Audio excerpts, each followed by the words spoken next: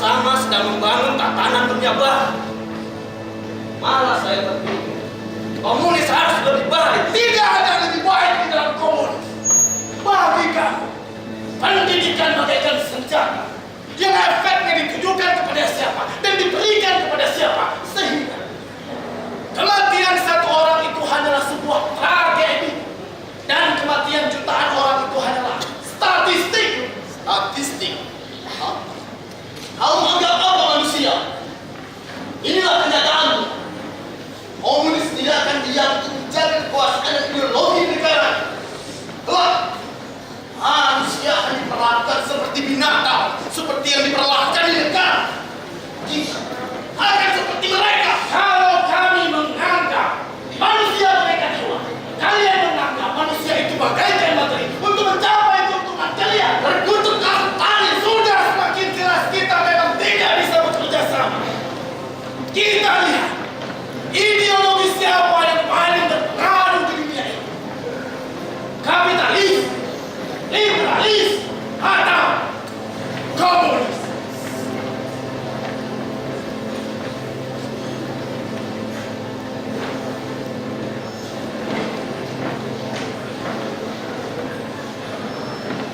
Saya seakan tidak percaya dengan apa yang saya lihat dan saya dengar. Pendahulunya Lenin saja sangat mengerikan. Mereka melakukan kerja paksa. Siapa yang bekerja lambat akan dihukum. Malah sebagian akan dihukum mati dan mayatnya akan digantung. Supaya siapa saja yang sedang ada gemetar dan ketakutan. Stalin juga tidak jauh berbeda.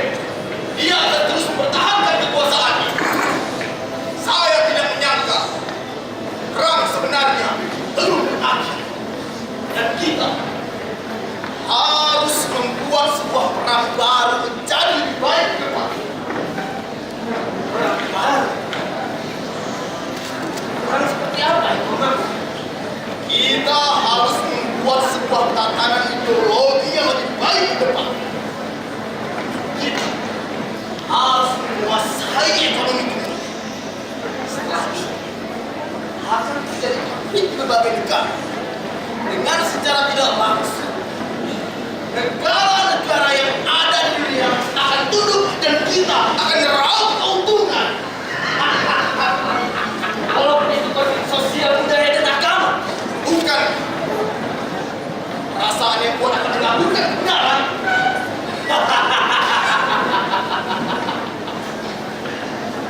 Anda benar, Mr. Tunggal.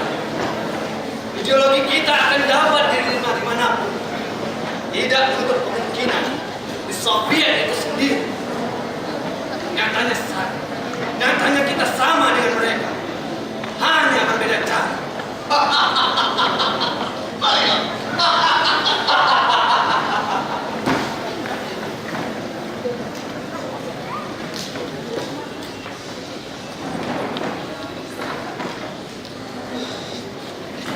Kakek, bukankah itu mengerikan sekali, Kek? Oh, berarti perang-perang yang terjadi di luar sana itu seperti perang-perang yang terjadi karena itu semua mungkin. Kepentingan ideologi asing di sebuah negara. Pasca pertemuan ini, perang ideologi terjadi.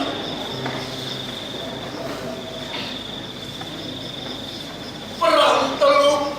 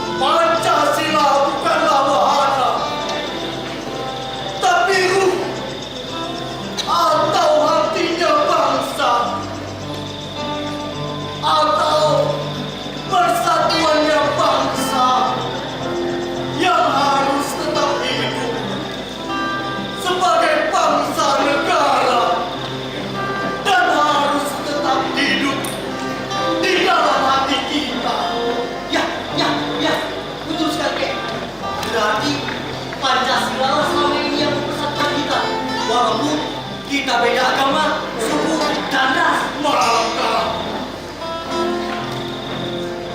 nilai-nilai itu harus ditanamkan di jiwa muda seperti kalian. Kalian akan membawa negara ini agar tidak terpecah belah dengan memegang nilai-nilai Pancasila yang begitu sakral.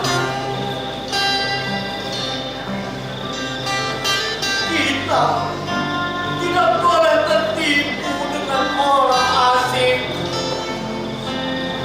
Jangan cepat terkontaminasi. Jangan mampu diadu domba. Karena NKRI harga mati dan Pancasila solusi untuk itu. Baik, kalau begitu, saya akan menjaga kita negara ini dengan baik dan akan terus mempertahankannya.